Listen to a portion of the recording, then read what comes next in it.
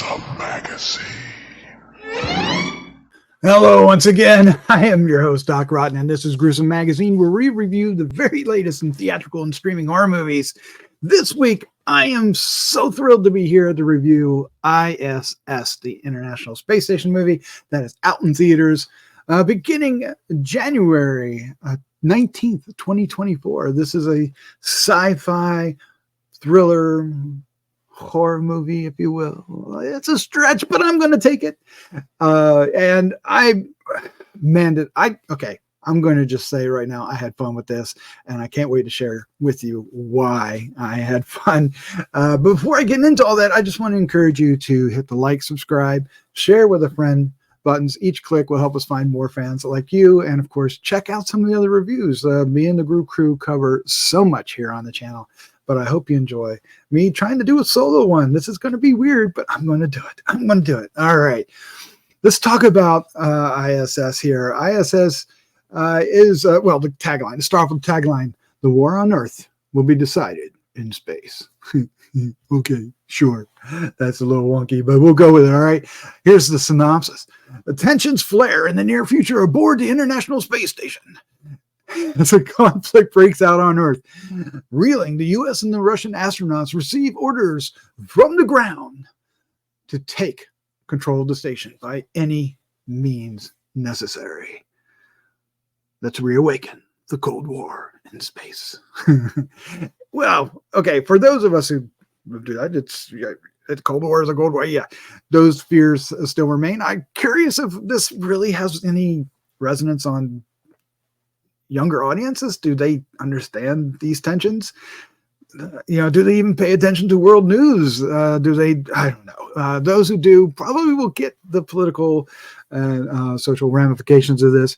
But when it comes down to it, it's all about the tension between two parties of three American astronauts, 3 Russian cosmonauts who are isolated in the space station and suddenly are pitted against each other, facing what catastrophic events on the planet below them with no communication abilities. All communication is lost with the planet. And on top of that, the I.S.S., the entire station is beginning to reach a point where it will tumble into the atmosphere if somebody doesn't, from the ground, help them get moving yet again. So it really wants to hone in on those tensions, and for the most part, it does. The director is Gabriela. I'm going to try to pronounce this. Cowperthwaite. I believe I've got that right. The writer is Nick Shafir. The cast, which is, again, 6 individuals. The U.S. are Ariana DeBose, who is our lead. Dr. Kira Foster. She is fantastic. Chris Messina. Many of you will recognize him. And John Gallagher Jr. You'll also recognize him here, although somehow he looks younger. How? All right. On the Russian side, we have Masha Mashkova, who is also really, really good. And the relationship she has with other members on this is key to a good portion of the early part of the film. And then Costa Ronan and the always incredible Pilo Asbek play Polo brothers on the Russian side as well. So obviously, okay, so I'm going to say, from since this is stateside, it was filmed in the States. It's granted we're going to side with the U.S. and it's a given, right? But I will congratulate the film for not always putting the Russians in a bad light. It's quite a diplomatic move, if you will. But yet there's still tensions because of the orders they get from down below on the planet, and who follows them, who doesn't. That's some of the plot. What am I going to say about this? One thing I really liked about this film is that it is claustrophobic, even though they're isolated, and it's it's claustrophobic because they're isolated.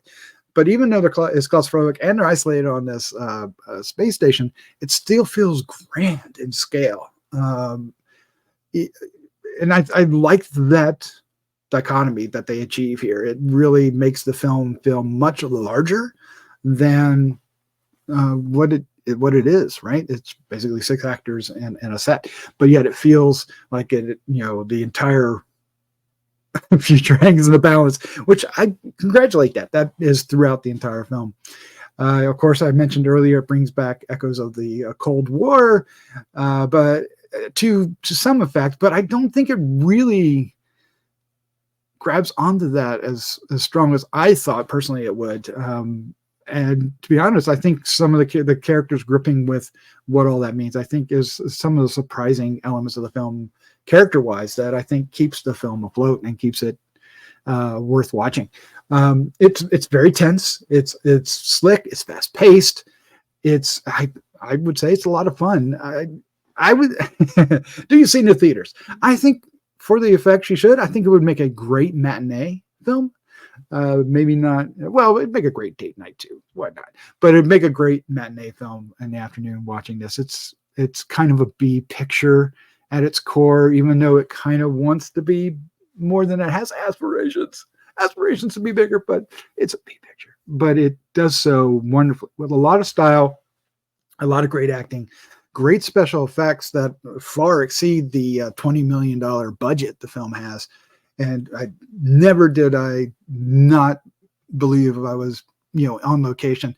They capture, at least from my point of view, never being in space, what it would feel like to be up there from them. So in the end, I really did enjoy this.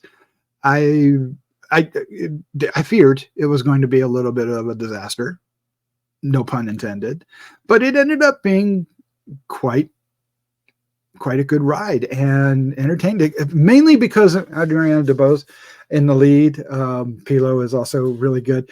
It's just, you really follow her character. Everything kind of rides on her shoulders, and she holds it up admirably. She's very, very good in this. In the end, I'm going to give it a 3.75 out of 5, mainly because of the acting. And my favorite scene is going to be when Dr. Foster and Alexei Pulov are confronting Christian Campbell. This would be Ariana DeBose's character and Polo Asbeck's character confronting John Gallagher Jr.'s character, because he's gone a little wacky. Small spoilers, but not really, because he kind of gives that vibe off from the very onset, to be honest. But it's a very tense scene. There's a lot of undercurrent of what's going on. It involves 3 people in a small quarters and a knife, and everything's kind of gone to the it's hit the fan already. So what's going to happen, and it's plays out really well. It's really tense, and how they handle the scene, how they handle the character interactions, and that I think are extraordinarily well done. If I were to have a complaint about this, and I could actually have more than this, but one complaint I would have is that there's an element of this where the space station is actually nearing nearing the Earth's atmosphere, and in danger of plummeting toward Earth, and they need to be able to re-engage whatever. I've kind of lost what they really need to do. The engines, I guess, and get back into a suitable orbit. So you feel like that should have been really a huge weight, and they keep mentioning it, but it never really feels like it has a hold on the film as you would think. They kind of opt for this conspiracy, not conspiracy, but just this feeling of who you trust, who you don't trust among the cast, and for better or worse, that carries the film to its end. One interesting thing for us here on the podcast, many of us here are in North Carolina. This film was shot in Wilmington, North Carolina, so thumbs up for that.